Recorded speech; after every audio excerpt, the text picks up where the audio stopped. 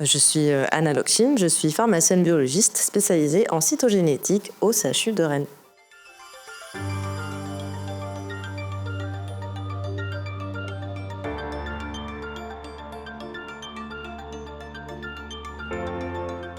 De manière générale, un laboratoire de génétique, c'est un laboratoire qui va étudier l'ADN. Ce qui change un petit peu, c'est à quel point est-ce qu'on zoome sur notre ADN. Donc, historiquement, on séparait la cytogénétique et la génétique, même si maintenant les frontières sont un petit peu floues avec les progrès techniques actuels. Globalement, la cytogénétique, étymologiquement, c'est l'étude des gènes de la cellule, cyto pour cellule. Et en fait, si on fait la métaphore et qu'on compare en fait notre patrimoine génétique à une bibliothèque, cette bibliothèque, elle est composée de 46 livres qu'on appelle les chromosomes. Et la cytogénétique, elle va vraiment s'intéresser à ces 46 livres, voir s'ils sont bien rangés, s'il ne manque pas un livre, s'il n'y a pas des chapitres qui ont été inversés. La cytogénétique, il y a deux volets principaux. La cytogénétique constitutionnelle. Donc, l'exemple que la plupart des gens connaissent, je pense, c'est la trisomie 21. Si on reprend un petit peu notre exemple des 46 livres comme une bibliothèque qui sont nos 46 chromosomes, la trisomie 21, ça va être la présence d'un exemplaire en plus du livre 21, du chromosome 21. On va pouvoir répondre à plusieurs questions en faisant une analyse spécifique qu'on appelle le karyotype. On va pouvoir diagnostiquer cette pathologie, donc soit chez un individu qui est déjà né, soit au niveau prénatal, au niveau in utero, chez une femme enceinte. On va répondre donc à la question de est-ce que c'est une trisomie 21 ou pas, et quel est le mécanisme, et potentiellement répondre à si oui ou non il y a un risque de récurrence. Y a-t-il un risque de récurrence dans la famille ? Après, il y a un autre versant qui est la cytogénétique somatique, où là, on va plutôt s'intéresser à un contingent de cellules cancéreuses qu'on va avoir au niveau d'une tumeur. Et donc là, la question va être de savoir quel est ce type de tumeur. Donc, la cytogénétique va nous permettre de classer cette tumeur, mais également de savoir si oui ou non il y a un traitement spécifique qui peut être donné, un anticancéreux spécifique donné aux patients.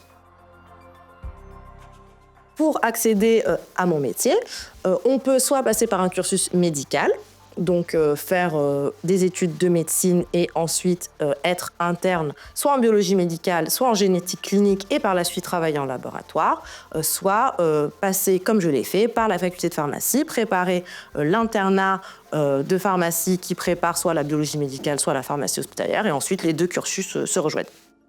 Au sein de notre laboratoire, nous avons des techniciens qui réalisent les analyses concrètement.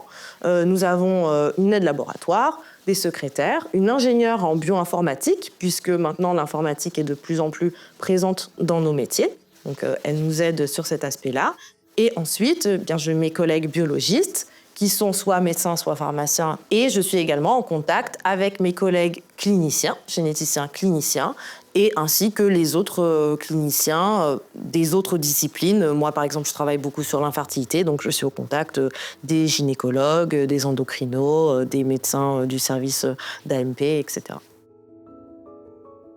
C'est très enrichissant d'être au contact à la fois de profils différents, puisque chacun va avoir une vision particulière, et en même temps des disciplines différentes. Donc on apprend tous les jours, on ne peut pas tout connaître de la médecine ou même de la génétique, donc on apprend des nouvelles choses tous les jours au contact de divers professionnels de santé. Ce qui me fait me lever le matin, c'est de me dire que chaque jour va être un jour différent. Chaque jour, je vais avoir des activités différentes. Je vais aller donner cours, je vais être là sur différentes techniques de routine. Je vais lire des articles, écrire un article, faire des manips. Donc chaque jour est différent.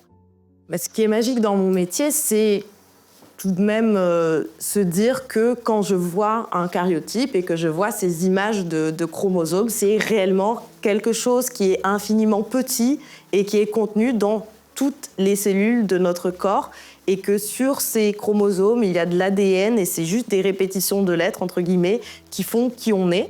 Donc ça, c'est...